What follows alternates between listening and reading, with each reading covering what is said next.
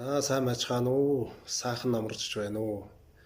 Эрхэм та нарын энэ өдрийн амар амгалаг ирье. Бидний өвөг дээдсийн агуу бүтээл хүн бичиг өнөөдөр одоо иймэрхүү хэмжээнд хүрээд байгаа гэдэг маш харамсалтай байна. Бид нар өнөөдөр энэ сайхан өв уламжлалаа хайчих юм бол энэ агуу их улс түмэнд энэ агуу их оронд бүр цаашлан энэ дэлхийд маш их хохирол болно.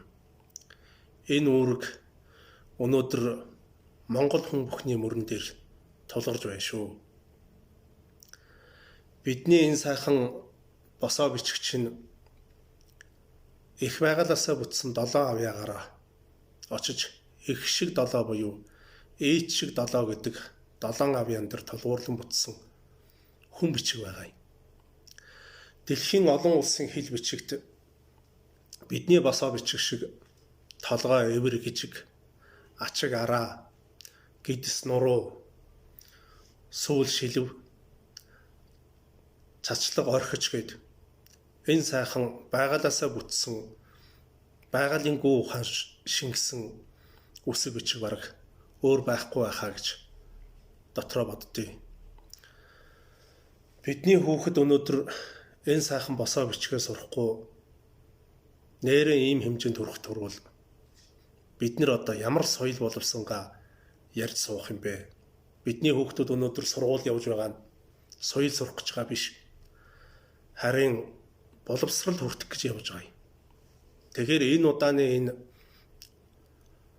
хэл бичгийн өөрчлөлтөөр энэ асуудал дээр бол одоо манай багш нар, гэрээ ахмадууд, хүүхдүүд маш хянамгай хандаж яавал зохистой гэдгээ бүгдөө сэтгэл нэгдэж энэ хуулийн дагуу өөртөөс хорны үсэг бичгийн хууль, өөртөөс хорны үндэстний хүний эрхийн хууль, энэ хуулийн дагуу энэ үсэг бичгээ хамгаалж үлдэх чухалтай шүү.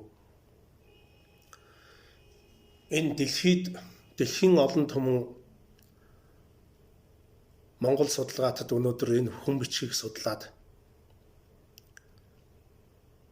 ийм сайхан халуун цэгэн дээрээ байжхад ганц өвөр Монголд үлдээд байгаа хүн бичгийг бид нар өнөөдөр ингэж талгаар орхиж болохгүй. Бид нар өнгөрж одсон дээдстэй алдас болно, үр хойчстой нүгэл болно.